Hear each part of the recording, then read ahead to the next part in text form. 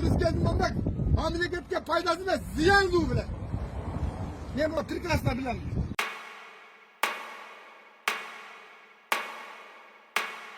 Hırs geldik mesela 5 oldu bilen. Ekosuya kim mesela meşe yapar mı? Sen kimde dejurun ben bilen vardım.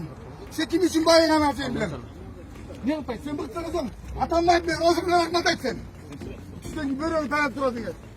Kapılayın kapılayın. Hani tasavvuf boy bu. Talastı. Tasavvuf boy bu. Talastı. Tasavvuf boy bu. Ya talastı. Tasavvuf boy bu. Niye tartmayayım ben? Hırs geldi. Talastın ne kadar kaç? Bir aylık o dişine kalanım yok. Ben ne kılkanım el bilir. Hayır el bilmek. Sen koşamak duvayla var.